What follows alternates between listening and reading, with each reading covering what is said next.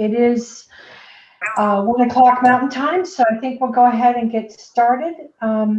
First off, I'd like to welcome all of you to this webinar. It's terrific to see so many people. And a couple things as we get started here for most of us who have participated in Zoom calls. The first thing is if you will please mute yourself. That way we won't be listening to a whole bunch of background noise with 63 people on the call. The other thing is this morning as we were practicing, we found that if you go to the top right-hand corner, you'll see something that says view. And if you click on that, you'll see speaker view. That should allow you to see the speakers and the shared screen at the same time. I cannot make any guarantees of that, but that's what we found this morning. And then the speakers, obviously, when you're ready to go, you'll need to remember to unmute yourselves. Okay, so, and then the last thing is that this is going to be a working meeting. So we're going to be having some breakout rooms after our panelists have an opportunity to speak. I'm going to be automatically assigning you into those. And so at some point in time, you're just going to find yourself zinged off into a room. That meeting, those breakouts will be for roughly 25 minutes, and then it will automatically bring you back into the overall meeting. So we're going to have 4 breakout rooms. And then I almost forgot, for those of you who are MMSA members and are QPs, this webinar, you can count towards your ethics hours for your continuing professional development hours. So for those of you who are not MMSA members, I'd like to give you just a bit of background. Susan, can you move me to the next screen, to the next slide? Great. So the Mining and Metallurgical Society was founded in 1908. We're a relatively small organization, but through our history, we've had quite a few impacts on the mining industry. Including the fact that this organization was fundamental in getting the Bureau of Mines established in the United States. We were also the first organization in the U.S. to have a qualified persons program. Now SME has it. Yeah. Oh, can everybody mute?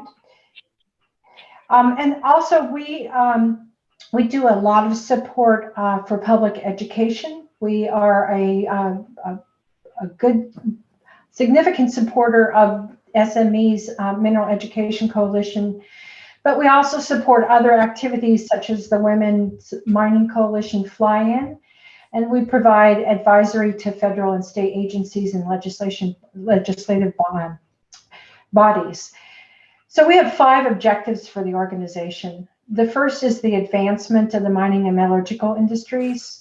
The second is the better protection of mining and metallurgical investors and workers. Third, responsible development of mineral resources. Fourth, the increase of scientific knowledge in the fields related to the minerals industry. And 5, encouragement of high professional ideals and ethics. It is the second objective here, the better protection of mining and metallurgical investors and workers, that caused us to decide to go ahead and hold this webinar.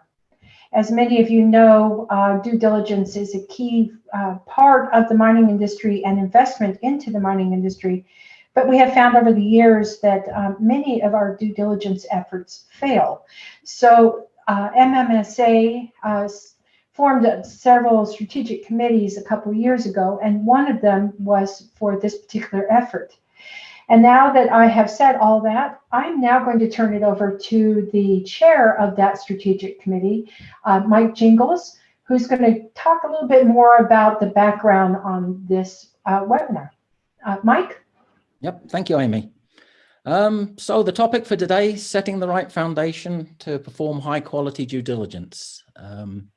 As an introduction, I'm just going to share a very short anecdote. About 20 years ago, Placidome purchased a mine you may know, the Getchell mine, for $1 billion. about 6 months and $400 million later, the mine was shut down. I guess the question at the time was what went wrong? And of course, there was the inevitable autopsy on what had happened and why the decision was made. And again, what went wrong? And it wasn't too much research was needed to identify several key features. You know, there was a due diligence conducted by very few people with perhaps predetermined ideas on what the result would be. There was a technical team that supported it that wasn't listened to. And probably the key one in there was the fact that nobody talked to an underground miner from Nevada who was familiar with the conditions. So a catalog of errors and a very expensive mistake. I think probably all of you have similar stories, and unfortunately some of those that resulted in outcomes that were different from what the findings were from a due diligence. So I think as we're sort of looking, perhaps, hopefully all of us at somewhat of a super cycle ahead of us, it's going to be important that we get the due diligence right in the next exercises, and there will be many conducted. I think it's going to be important, of course, for the investors and their backers. It's going to be important for stakeholders across the board. And in general for the industry. I think the industry's had a lot of mistakes and a lot of errors, and they're often very high profile. And I think we all suffer when one goes wrong, and certainly there's been more than one. So really the concept for this analysis and this initiative started a little over a year ago and was somewhat delayed with the events of COVID. But really what we wanted to focus on was to see what could be done through the industry to advance good practices in due diligence. You know, I think we all know that the due diligence is conducted with a series of experts. They have experience, they have judgment, but they're often using incomplete information and having to make. No, you're going to a birthday party. Like, what time do I have to leave? In like 15 minutes. The mute on. Oh, it's not far. So the party's at 2. Hey, Mr. James Sorensen, can you please put yourself on mute? No. So you started to get a birthday present. Yeah, it won't take like. So, as I said, I think on top of that, you know, dealing with incomplete information, some of these issues, obviously, some of the factors involved in the due diligence are very, very complex, and they're interdependent on different disciplines. So it's not an easy task. And what we didn't want to do here from this exercise was really just give you a prescriptive list of activities, technical aspects that should be reviewed. I think anyone that's been involved in a due diligence, especially from a technical aspect, will have a good understanding of what they need to review and how they need to review it. What we wanted to get into is some of the more basic fundamentals or underlying features that are important to consider as well. We're talking things like communication, planning, human nature itself, ethics. That's the area we sort of tried to focus on a little bit to see how we could bring parties together, how we could improve some of the thinking in those areas and some of the practices. I think we're also aware that you know, probably on this call we've got a set of clients. You know, they're from the private equity groups, banking, mining companies themselves, and we have to have a series of consultants on here as well who participate in due diligence. So one of the purposes of this webinar was to get feedback from both sides of the spectrum, from the investor side or the client side, and from the consultant side, to see if we could learn from failures, from good practices, from things that have been successful. And so this webinar is intended, we hope, to get you to hear some of the problems and issues that have been experienced and share some of those thoughts. I think we hope we hear some successes and hear what's worked well for people.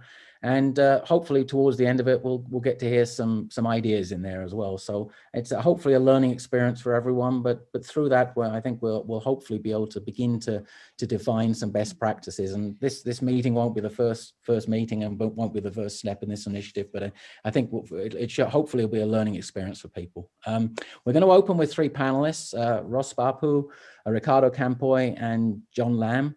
And we're going to get their insights into the topics. Then, as Amy said, we're going to break out into 4 separate rooms.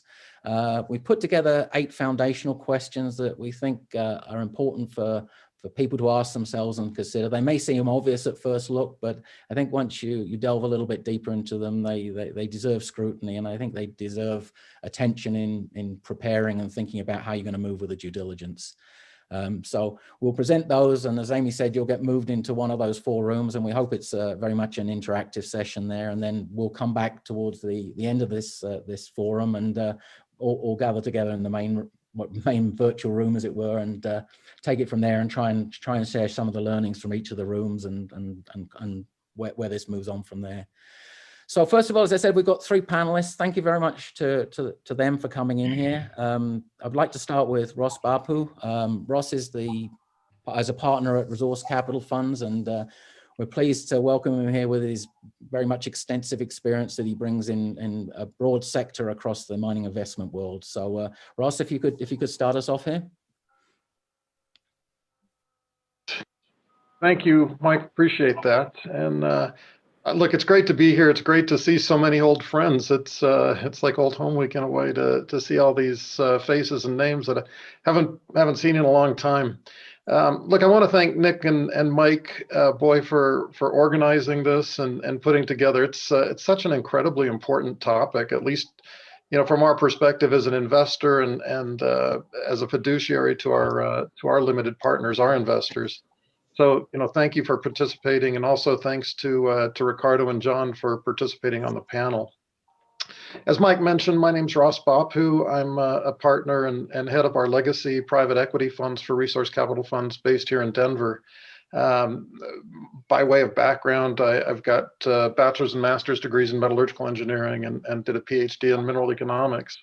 And it's through that sort of combination of disciplines that I feel like it's allowed me to actively participate in due diligence and different types of mining projects. And you'd find that our teams at Resource Capital Funds, our investment teams, have similar backgrounds, generally a technical undergraduate degree with a financial graduate degree.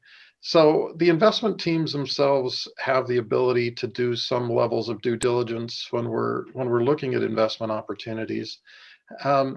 And just by way of background, Resource Capital Funds, for those of you that aren't aware, it's a mining-focused private equity firm.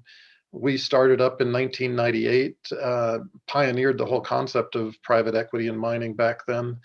Have grown over the years. We've got offices all over the world: Australia, Chile, Canada, the UK, and a couple here in the US. But our investment focus is mining projects all over the world and at all stages of development. So when we're doing due diligence, we're looking at all the critical issues, whether it's geology, mining, metallurgy.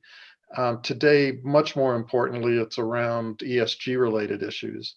So we've built, in addition to our investment teams, we've built an in-house technical services team that covers all those disciplines, geology, mining, metallurgy, but really importantly today, ESG specialists, marketing specialists, and then of course, legal specialists that for us, it's because we're in so many different countries, it's understanding the political risk landscape and the security of our assets when we invest in them. So a key for us is having the right people in-house to go out, do high-level due diligence, and then identify those key risk issues that we identify that we don't have the expertise in-house. We then go out and hire the right individuals or firms to help us really evaluate and mitigate critical issues. So we use consultants on a very regular basis. A number of you that are on this call have worked for RCF on different projects, and we value that. And I'd say from our perspective, the key is identifying the individual that is the expert, not necessarily the firm that has the expertise, because it's at the end of the day, it's the individual that's doing the work for us.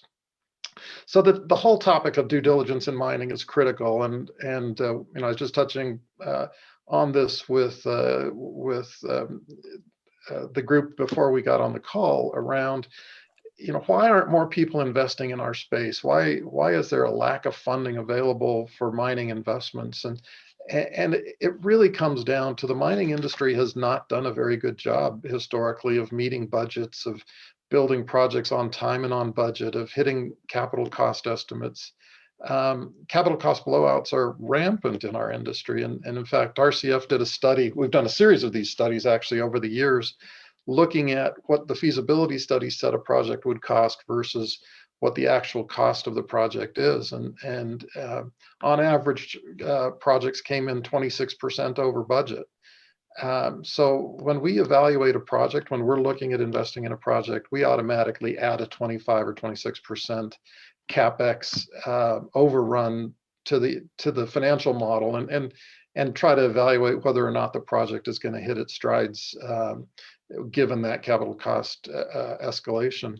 The other areas, of course, operating costs and hitting production targets. And so, we use probability distributions around these various variables to really understand what those variables can mean to the economics of the project. So it comes back to doing the due diligence and understanding, when we look at the resource, what is the variability in the resource? When we look at metallurgical test results, what's the variability around recoveries?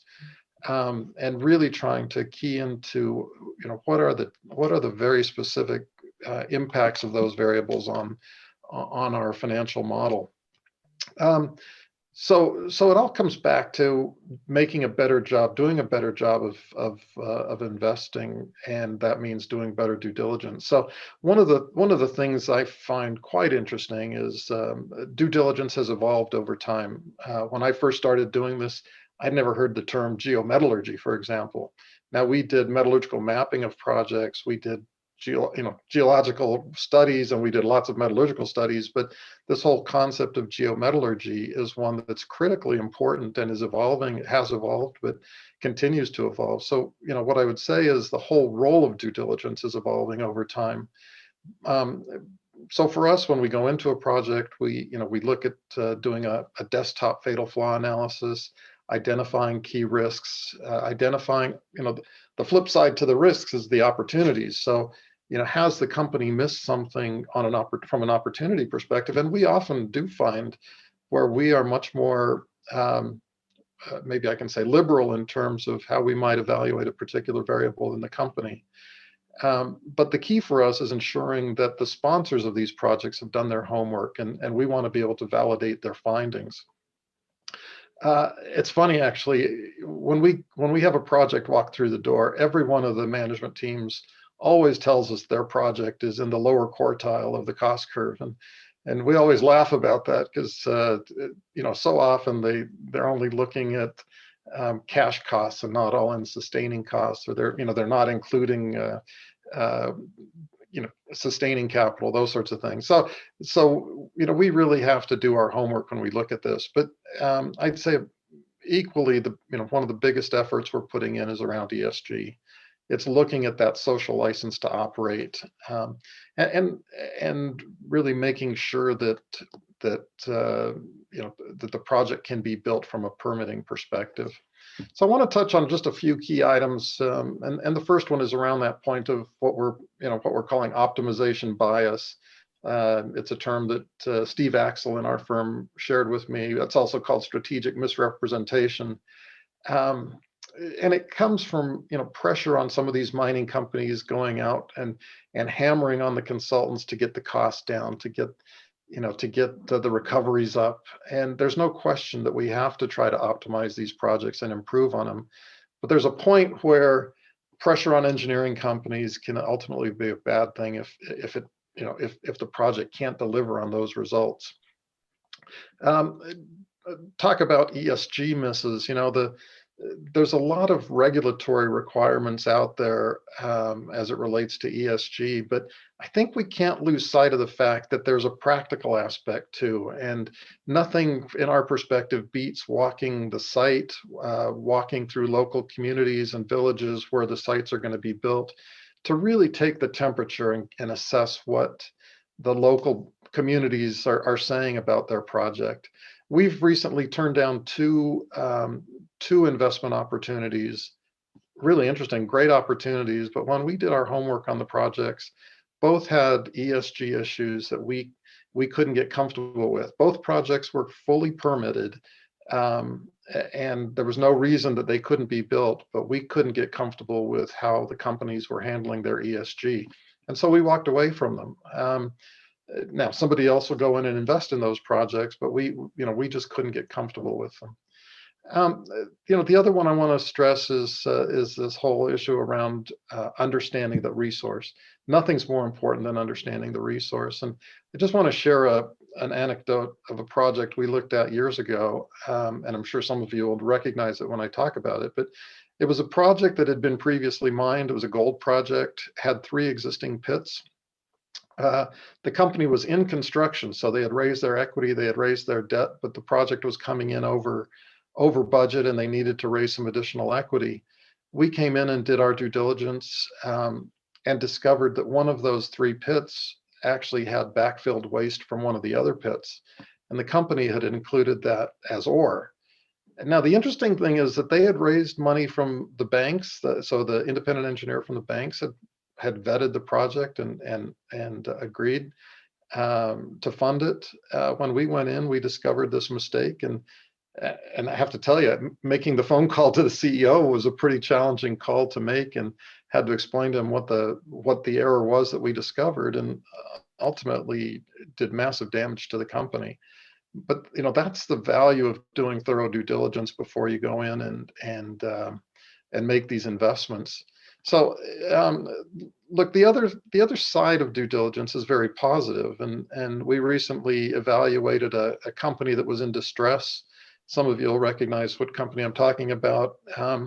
When we did our due diligence on site, this company owned a mine that had a shared property line with another company, another mine, same commodity. And what we discovered is it didn't make sense to have 2 separate mines in this location. And so, instead of supporting the distressed company, we went to the other company and said, this mine has to be combined. It doesn't make sense to mine these 2 separate ore bodies. And again, discovering that, it's not rocket science, but it takes doing some due diligence, walking the ground, understanding the mineralogy of the 2 deposits of the 2 ore bodies, and then making a call on it. And it wound up being an extremely successful investment for us. So look, I think my time's running up, but what I would say is, due diligence is critical to everything we do. We're fiduciaries to investors that don't know about the mining space. They don't understand the critical risks that we face. And so we have to step in and make sure that we do our homework. And that means that we've got to work with consultants and mining companies to really understand what those critical issues are. And again, the key from my perspective is due diligence is ever evolving. I mentioned geometallurgy, ESG, but when we look at safety standards, it's evolving all the time. And then the one that I didn't have time to touch on is political risk. That's a critical issue, and countries change leadership and change the way they view mining all the time, and that's something we have to deal with as well.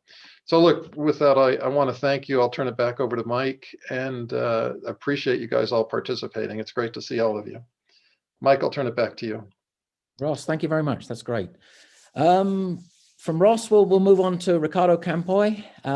Ricardo is Managing Director at the Mining and Metals Group at Capstone Headwaters, and he worked as an international banker in the natural resource sector for over 30 years. So we look forward to hearing his perspective on due diligence.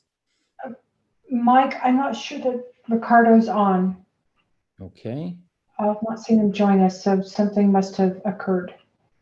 Okay, we may have to move on to John if you're willing Yeah, to jump. go ahead. I'm ready, Mike. If you're ready for me. Oh, okay, no, thank you for that. That's great. Thanks, John.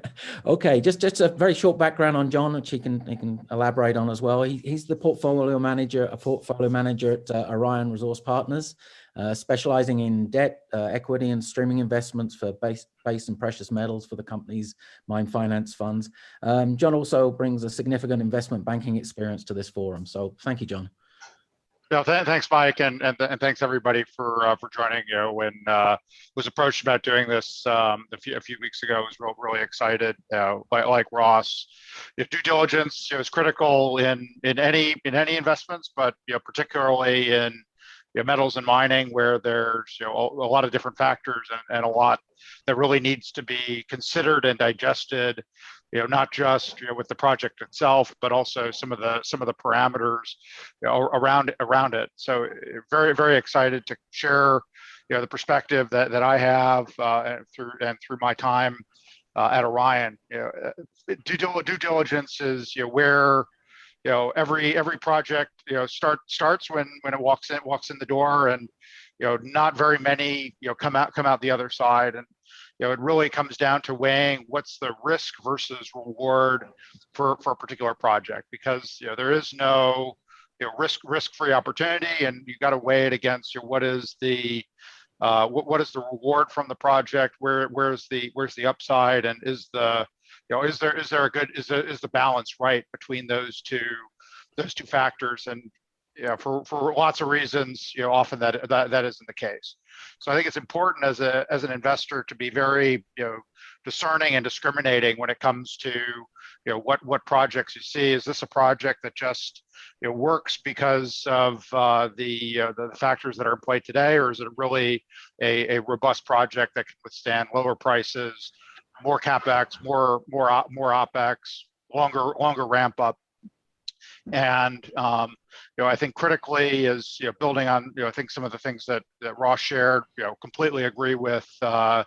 I think another area of focus is also around the team underlying the project, and are they the right team to take it forward? Are there the right talents on board, and do they have the ability to bring in the additional resources? Frequently when you're looking at smaller mining companies, you're not going to be able to have the robust team. So one of the things that we look to as we're doing due diligence on a project is assessing the capabilities of the management team. What are we seeing through that due diligence process? What are our advisors seeing? And where do we think the team most needs help in order to execute on this project? And if they have people in their network that can be useful, great. Otherwise, is there a solution that we can be bringing to the table? Because oftentimes there are good projects that don't necessarily have the right team, a complete team behind them, and that's in part how you can create a good opportunity for yourself, is being willing to dig in and look through that and try to create value through positioning the project appropriately. So that's an area that I think has been an increasing focus for Orion over the last 10 years as we've continued to refine our strategy.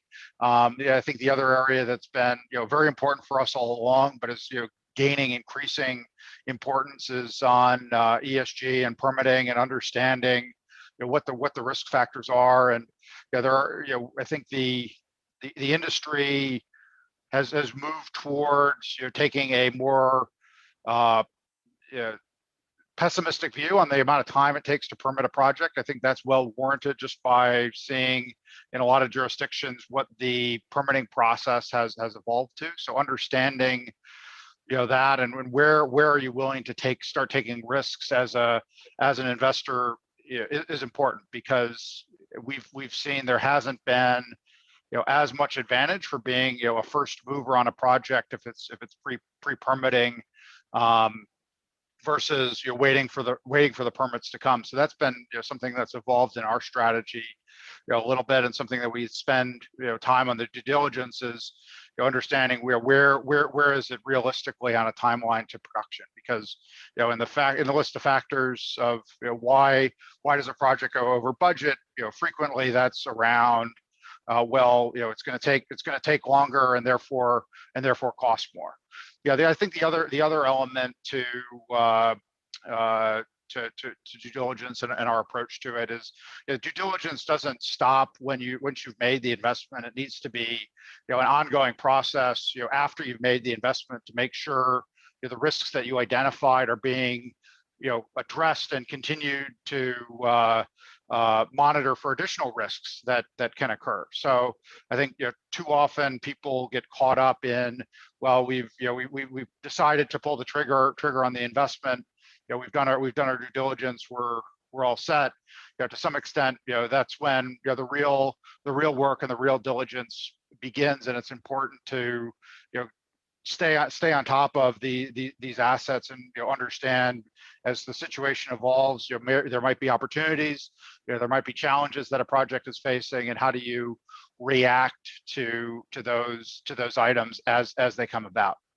So I'll stop there and look forward to the breakout room discussion here. John, thank you very much. Very interesting there to hear also the, using the due diligence as sort of the planning for the next stage. So that's a nice aspect to bring to the discussion as well. Mike, I'm sorry, this is Paul Chamberlain. I've got to leave and I want to stay, but I wanted to make just one comment to add to the breakout sessions. And that is, this is a two-way street between the investor and the due diligence team. And oftentimes the due diligence team isn't given a whole lot of direction. And I do recall one weekend given 3 days to investigate 2 properties in 2 different countries. And to say the least, it was a very cursory look. And I don't think our due diligence team did a good job. But it's because we didn't get much direction from the investor. They have got to give the due diligence team the most specific things they want to be looked into, the ones that appear to them are most important. And so with that, I'm going to leave.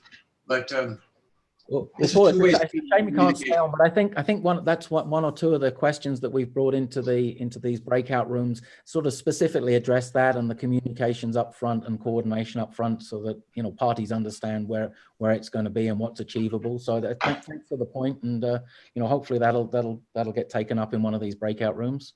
Thank you. Thank you, Paul. So Mike, if we're ready, I'm going to push the button and this should start sending everybody off to breakout rooms. Before you do that, I think, were we going to put the questions up so people can do that? Oh, yes. Susan, can you roll to the next slide? As we said, there's a set of 8 questions here. We've broken them up into four breakout rooms, so 2 questions in each. And as I said, we'd like everybody, as Paul has just done, we'd like interaction here. We want to hear from both sides. We want to hear, both experiences, good and bad. And I think these rooms are intended to do that. As you can see, we've got Jim Sorensen, myself, Mike Blois, and Jim Hesketh, who will be chairing each of those rooms, and our panelists will be able to jump into one of those as well. So you have us, and I think the idea is from the end of these breakout rooms, we'll try and bring our thoughts on those. I can read those through to you just so that I think it's so everybody sees before you jump into that, Mike, you might go through the genesis of this committee. Of where we started from was a series of checklists, and where we wound up after a lot of discussion. It's these questions. That's right. And as Jim said there, I think coming into this, we knew there was some improvements that could be made, and it was unclear exactly how we do that. And I think what we tried to do here was create what we call foundational questions. And as I said, they may seem very basic. What does the client? You can see the first one on the screen there. What does the client want to achieve from the due diligence? And it's maybe a very obvious one, but it's a question that can be asked on both sides. The client probably knows, or likely knows, where it wants to go and what it wants to achieve, but also it's a learning process for the consultant in there to try and learn that. And the intention of these questions is really to, as I said, to get to more fundamental issues of planning, coordination, communication, and some of those human elements that have been brought up by the panelists there, as well as to making decisions and planning how you move forward. So, but that's really some of the background as to why we started off with these foundational questions, that we thought they would provoke enough discussion. And I think if you delve deep enough into them, perhaps you begin to sort of see where the questions came from, and you begin to use those questions as guiding in some of the discussions you may have on either side of the table. So I'm just going to read through them just so that if you know what's being discussed in the other room. So breakout room 1 is what does the client want to achieve from the due diligence? And how well does the client understand what is needed from the due diligence? Second one is more of a looking forward one. Has the client considered what level of in-house involvement there will be required? And does the consultant understand the objectives of the client in that regard? Third one is, has the consultant considered the reasonableness of the task? Does the consultant have the resources to perform the due diligence? Is this the right assignment for the consultant? And the fourth one is probably the most far-reaching and will, so I guess, require all of us to do some thinking. Are the consultant and the client aligned on the requirements and how the due diligence will be performed? And is the client willing to accept non-biased results? And is the consultant willing to produce a non-biased product? So a challenging discussion there. So those are the 4 rooms. And Amy, if you can sort of direct us in there, I think it'll probably take a couple of minutes to shuffle people around once they're into the room. So if you could just be a little bit patient with us. Sure. And so, as I said, I'm going to push the button. I'm going to send everybody off in the rooms. There are a few folks who may not be assigned. So after everybody leaves, if you'll just be patient, I'll get you into a room. So here we go. See you guys in about 25 minutes.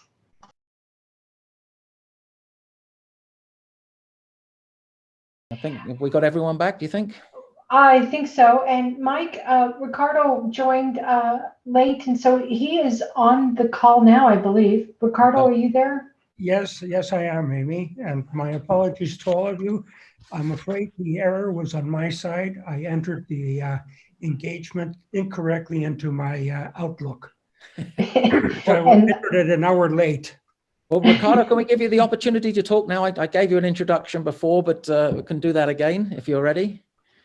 Well, unless you needed to introduce me, I'm happy to launch into it. Perfect. Well, as I mentioned before, Ricardo's from Capstone Headwaters, and his background is international natural resource banking. So I'll leave it at that because we run short on time. Yeah, sure. Look, thank you, everybody. And again, my apologies to all of you.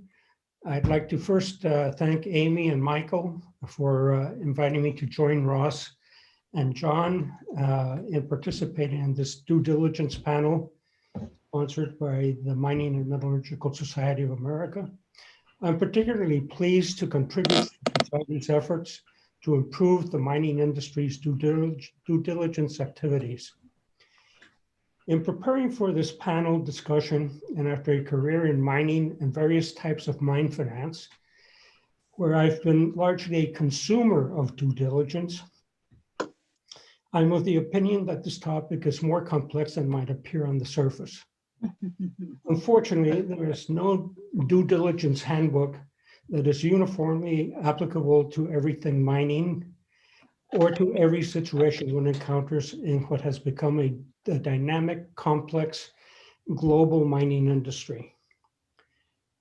For starters, the meaning of due diligence varies depending on who the end user is and who is engaged to perform it. This was a topic in the breakout room that I joined a few minutes ago. Not surprisingly, each user frequently have different motivations and objectives. But fundamentally, for both, due diligence is an exercise in assessing the risks associated with the particular asset in question. Although they figure prominently at the top of the list, but not all risks are of a technical nature and include a number of other risks such as commodity, completion, market, political risk, and those that are now recently put under the ESG umbrella. The success of the industry or of any given project is the result of the efforts and talents of many different people working in concert toward the same end. There is no one person that is all-knowing and that can do it all. That holds true for due diligence too. Regardless of whether a major or junior company is involved, when you consider the numerous professional eyes involved at the sponsor company, at their engineering consultants, at their construction contractors, at their debt and equity capital providers who themselves engage third parties to undertake due diligence on their behalf, and at the various regulatory agencies It is mystifying to see not only how many underperforming and failed projects there continue to be, but the concerning regularity with which they occur. The reasons for projects underperformance span the full gamut, from problems with ore reserves, metallurgy, CapEx and OpEx estimates, to name a few. It seems we don't hear on time and on budget often enough. The consequences of these shortcomings are that the industry as a whole has earned a checkered history and lost tremendous credibility in the investor community and in the capital markets, and for a capital-intensive industry, that is truly unfortunate. My friend Michael Kramer, who could not join us today, periodically reminds me that every failed project has a bankable feasibility study behind it. So it is only fair to ask, what is going on? How could the industry and its various stakeholders continue to suffer the stream of setbacks? Many of them have been nothing short of spectacular.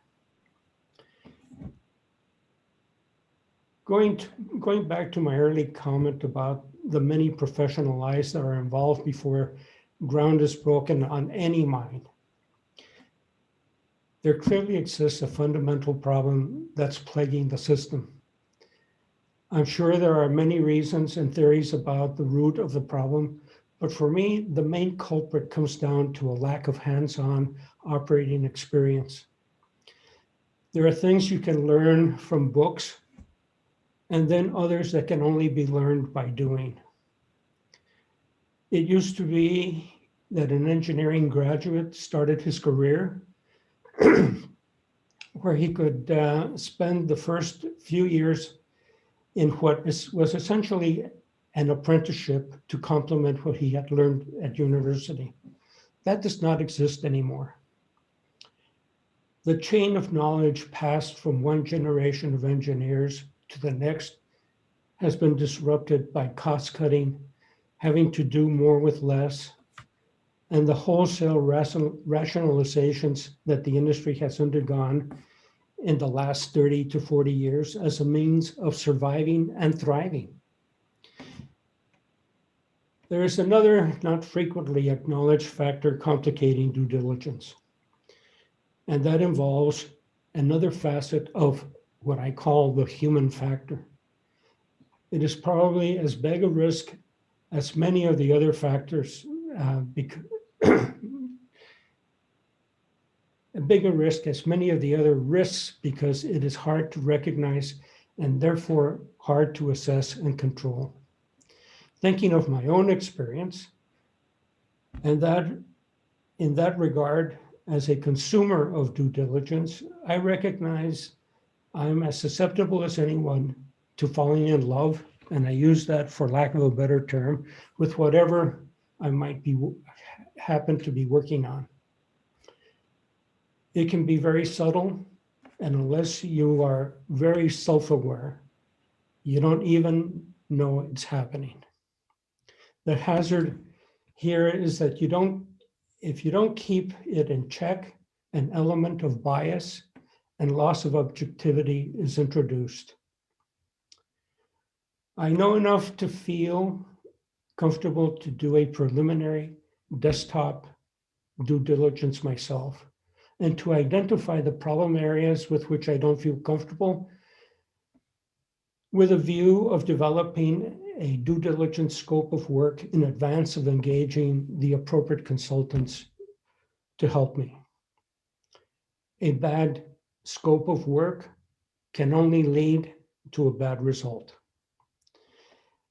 I periodically step away to think about things and about what I might have missed and what could go wrong. As a matter of good practice, I never work on anything on my own. I prefer working with somebody whose expertise, opinions, and judgment I respect, and hope that in the process we sufficiently challenge each other to maintain intellectual honesty. Looking back on my decades-long career, I feel my approach to due diligence has worked out fine, and I would recommend it to anyone. I would welcome any questions anybody has. Thanks, Ricardo. With that invitation, if anybody has anything they want to highlight there. If not, I think we've got about a little bit of over 15 minutes left. I think we wanted to get some feedback from each of the breakout groups. So perhaps we could do that now. Amy, I guess, Jim, you led room one. Are you able to talk for a few minutes here or give us some feedback? Yeah, I'll give you a quick couple of minutes. Good interaction by the team. We had the privilege of Ross in our room. So since our topic was focused around client perspectives, it was good to have, a particular client in the room. I think, in looking through the two questions that we had, the first question was, does the client really understand, what it wants to achieve from the due diligence? And I think the consensus was generally clients do understand what they want to achieve, with the caveat that there are a variety of clients. Some are more organized and have processes in place to align themselves internally. Ross alluded to the desktop that RCF does. I know other private equity firms that do this have similar processes. I can't say that that's necessarily the same for any possible client as we define a client here. Sometimes they're approached by their clients with unrealistic expectations. Got to have it because we've got something going on and it's got to be done in 4 weeks. Well, understanding what unrealistic expectations are is also part of it. A brief comment about are the incentivizations correct to get unbiased results? Are deal teams incentivized to do the deal or do the successful deal? Are some perspectives there. Our second question was around, does the client understand what's needed from the due diligence? And in that instance, I think there was more, not necessarily. Clients, go through a process, their internal processes to understand, the initial aspects of something, but it's not really possible given the limited review that they do and the limited information they have, and in some cases limited expertise to really fully understand what's needed. And that's where communication and interaction with the consultants that they have is vital. I would say, early and often, and throughout the process, it's possible things change, perceptions change, information comes to light that may direct a different level of what's required given that. I think we all agree that ESG related issues are at the top of the list, and along with the necessary technical things. From the team that was in room one, did I miss anything in that pretty high level summary? You did a great job, Jim. Thanks.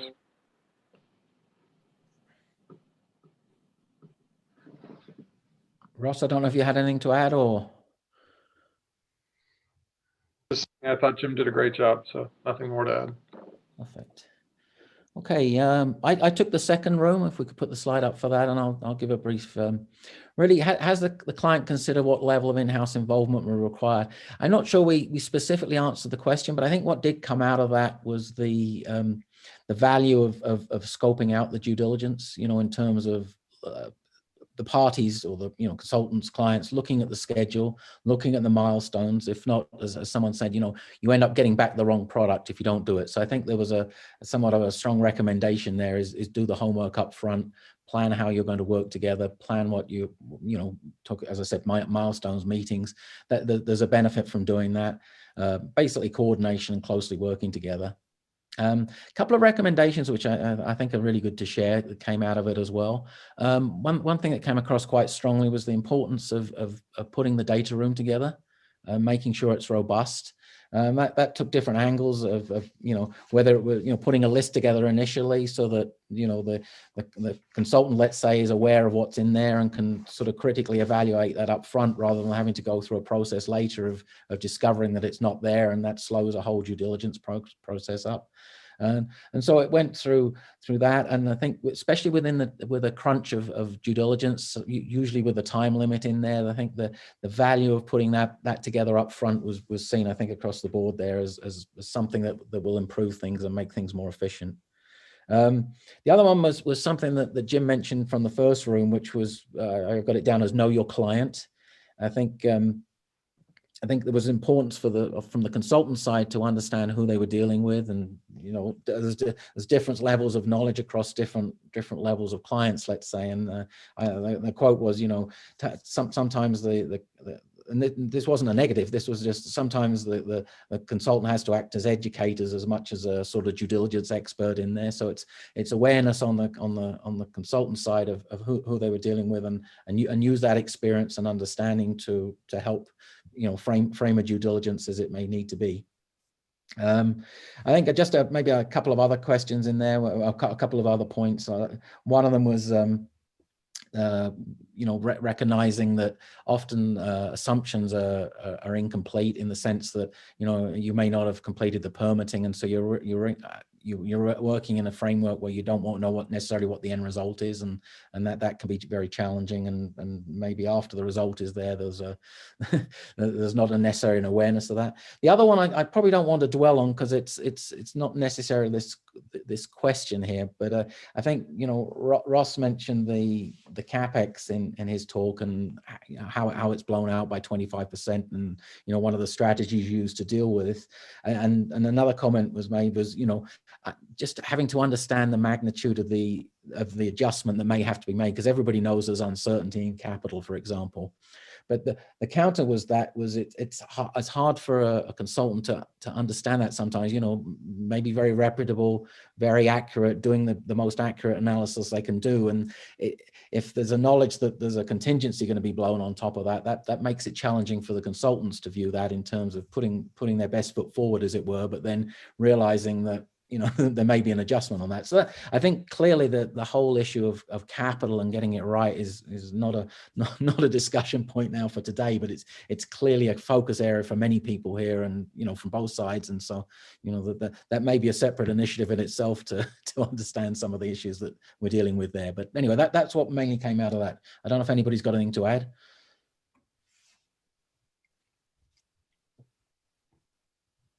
Okay. Room 3, I think, Mike, if you want to take that and give us a little bit of feedback.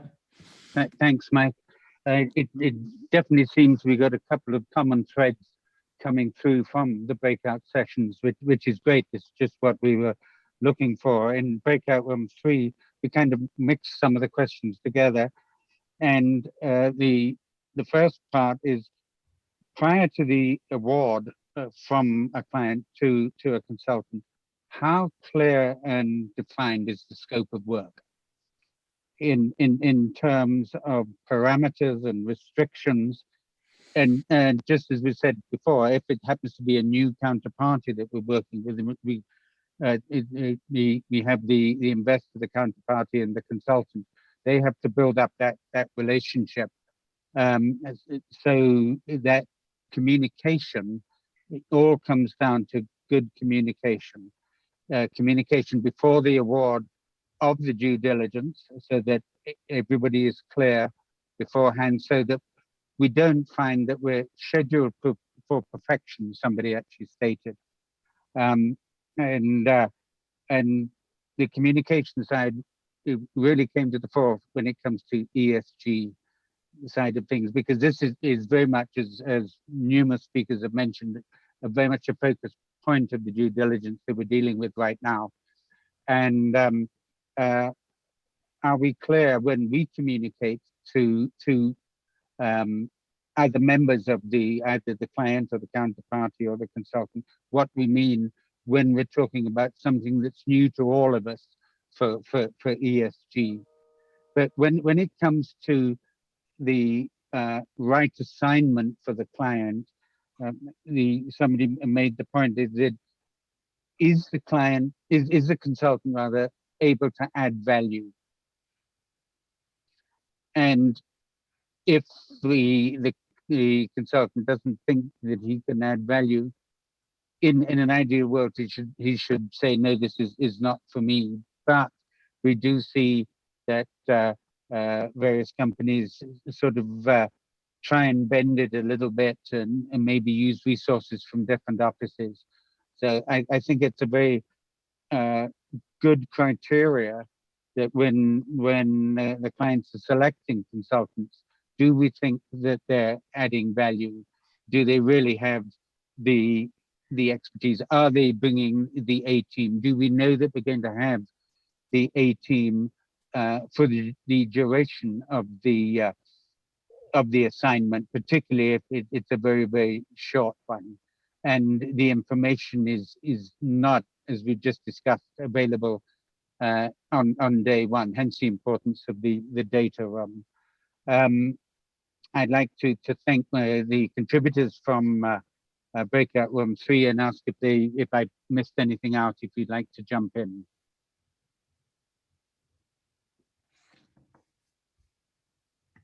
I think that was a good summary. Appreciate it. Thank you. Great. So if we can move to number 4. Jim, a challenging topic here, so I'm interested to hear what your findings. Yeah, these 2 questions they're a bit loaded, and it was pointed out in the room that there's stress between the questions. So, are the consultant and client aligned on the requirements and how the due diligence will be performed, and is the client willing to accept non-biased results, and is the consultant willing to produce a non-biased product?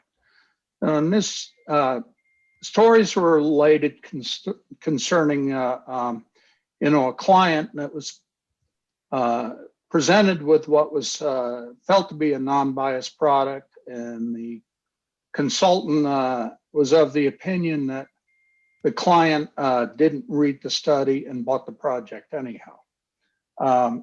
And I think we can all point to areas where we've seen bias, whether it's overt or covert, in accepting results. Most consultants, I think the feeling from the call was that there was probably pretty good integrity for the most part on the consulting side. But, what was the agenda of the client, and what were the preconceived outcomes, if any? So, it comes down to this is a difficult set of questions, and it speaks loudly to integrity. And why are you really hiring a consultant? Do you really want that answer, or are you just trying to paper off the background on your justification? So anyone from room 4, if you want to chime in.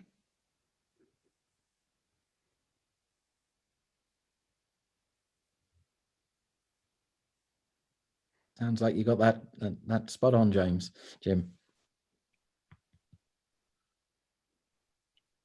Yeah. Okay, good. Excellent.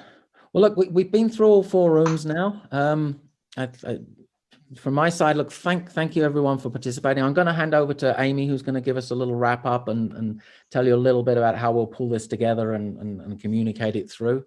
But thank you for everyone for participating, especially the panelists.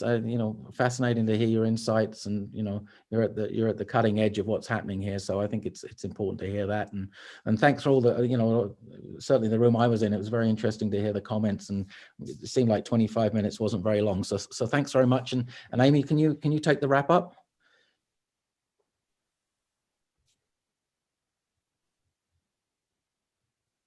I mean, we lost Amy. On mute. Yeah, wait a sec, she's still there. Sorry about that. I would like to give our 3 panelists an opportunity to add any comments if they had anything else they wanted to add about the breakout groups and comments there?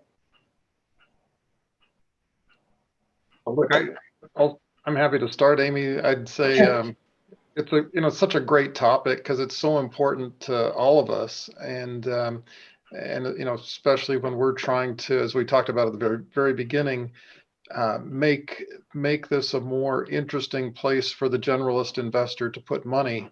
It can't be done without really understanding the investments that they're making and making sure we understand them as we're investing in them. So due diligence is critical. Look, I think there's a bunch of open-ended areas that we didn't get a chance to go into.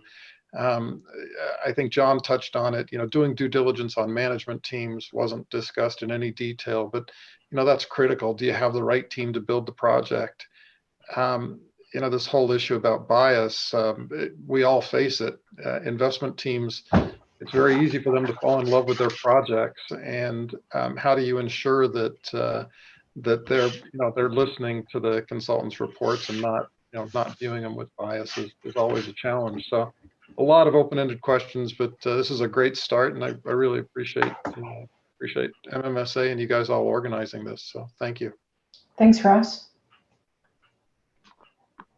John, did you have anything to add? Yeah, thanks, Amy, and really appreciate the discussion and the invitation today. I think I think due diligence is one of the core focuses for this industry and for investors. And I think having a strong dialogue between investors and the consultants in the industry is important, because I think in our breakup group we talked about, well, what are we looking for? At the end of the day, I'm doing due diligence on a project because I'm interested in it, but I want to make the right investment decision, and that's why I look to work with some of the great and smart people. A lot of names, a lot of familiar names on this call, and that's great. And look forward to getting smart and insightful advice so that we can make the right investments. Great, thank you, John. Ricardo. Yes, Amy. Well, no, I'm just really sorry I missed the comments of my other panelists, because I find them always very insightful, especially in this very dynamic environment that we're in. And I'll look forward to the Cliff Notes.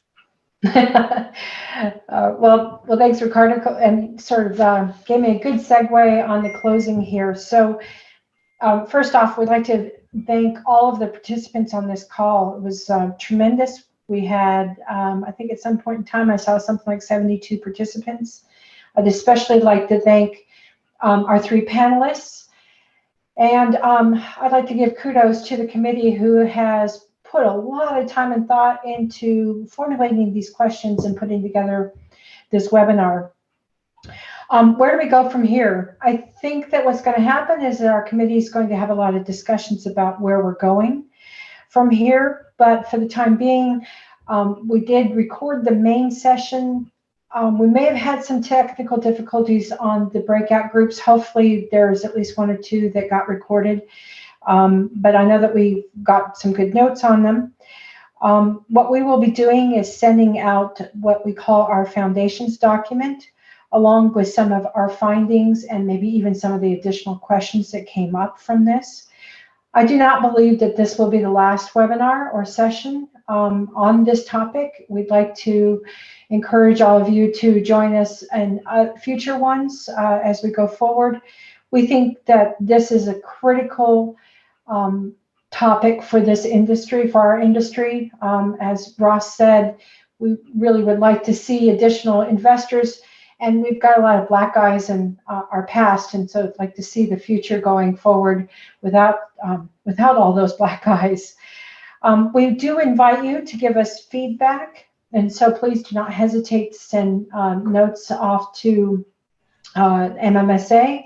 I believe that you have the email address from your invitations. The other thing is that we may come back with a survey for all of you. Obviously, we have to digest a lot of what was said today and see where we're going to go from here. We would love any thought or input as to what you think we should be doing to go forward to help implement the due diligence process in our industry. And so having said all that, I don't know that there's any other comments from the rest of the committee. Anyone? And if not, then once again, I thank all of you for participating and look forward to seeing you again in future calls. And hopefully one day we'll be back to face-to-face meetings. And thank you all again.